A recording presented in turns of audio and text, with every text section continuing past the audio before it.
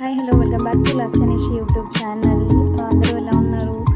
ఇవాళ స్పెషల్ ఏంటి అని అంటే మధ్యాహ్నం లంచ్లోకి రాగి సంగటి ఇంకా ముల్లంగి అలసందలు పులుసు చేస్తున్నాను. దీనికి కావాల్సిన ఇంగ్రీడియంట్స్ ఎలా చేసుకోవాలనేది ఇప్పుడు చూపిస్తున్నాను. రైస్లో కూడా బాగుంటుంది.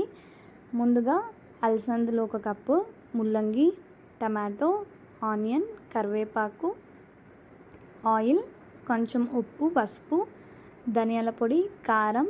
ఇది సాంబార్ పొడి, హోమ్మేడ్ సాంబార్ పొడి అనమాట. బియ్యం పిండిలో కొద్దిగా వాటర్ వేసి ఇలా కలిపి ముందుగా ఉంచుకోండి. కొంచెం చింతపండు నానుంచాలి. ఇంకా ఆవాలు. ఇవన్నీ కావాల్సిన ఇంగ్రీడియంట్స్. చేసుకునే ప్రాసెస్ ఇప్పుడు చూద్దాము. ముందుగా స్టవ్ ఆన్ చేసుకుని ఒక కుక్కర్ పెట్టుకోవాలి.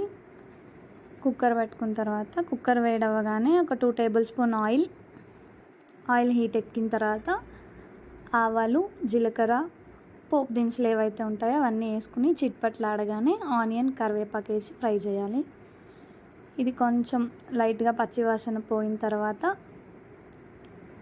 ఆనియన్, కరివేపాకు అంత బాగా వేగినప్పుడు టమాటో వేసి టమాటోతో పాటు 4 వెల్లుల్లి కూడా యాడ్ చేసుకుంటే బాగుంటుంది టేస్ట్. యాడ్ చేసి బాగా మగ్గనివ్వాలి. ఇది బాగా మగ్గిన తర్వాత ఉప్పు, పసుపు వేసి ఇంకోసేపు ఫ్రై చేయండి.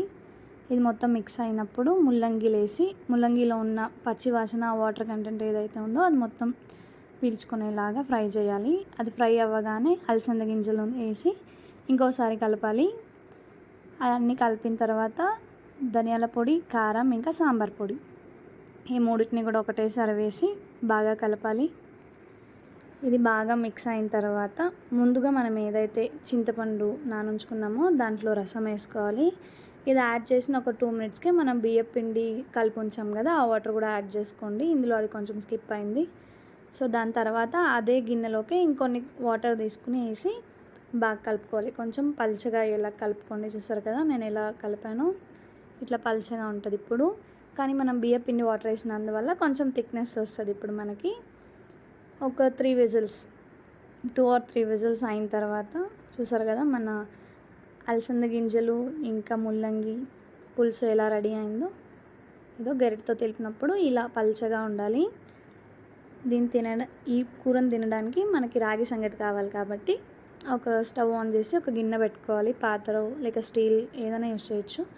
1 కప్పు వాటర్కి 3/4 కప్పు పిండే వేసుకోవాలి.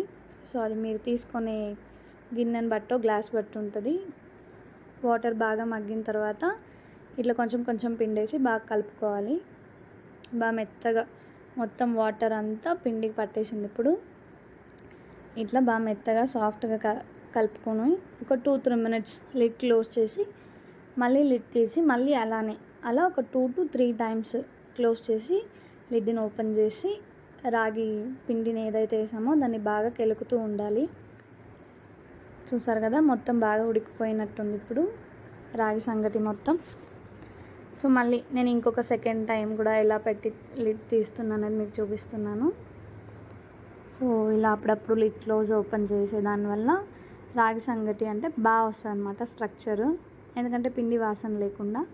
గీ నచ్చే వాళ్ళు అయితే కొంచెం ఒక బౌల్లోకి లైట్గా గీ యాడ్ చేసుకుని ఆ గీని బౌల్ మొత్తం స్ప్రెడ్ చేసుకోవాలి. ఎందుకంటే రాగి సంగటి బాల్ చేసుకోవాలి కదా, అందుకోసం. ఇప్పుడు కొంచెం కొంచెం మనకి ఏ సైజ్ బాల్ కావాలో ఆ సైజ్ తీసుకొని అదే బౌల్లోకి వేసి సో వేడి మీద ఉన్నప్పుడే అది బాల్ పట్టేసుకోవాలి. చల్లగా అయిపోతే అంత మంచిగా ఉండదు. అందుకనే వేడి మీద ఇలా చేత్తో బాగా తడుతున్నాను. చూసారు కదా రాగి సంగటి ఎలా రెడీ అయిందో, ఎంత షైనీ ఉంది. ఎందుకంటే మనం గీ యాడ్ చేసాం కాబట్టి. ఇప్పుడు రాగి సంగటిని బౌల్లోకి వేసుకుని వేడిగా అలసందలు ఇంకా ముల్లంగి చారు వేసుకొని తింటే ఆహా ఏమి రుచి అని మీరే అంటారు.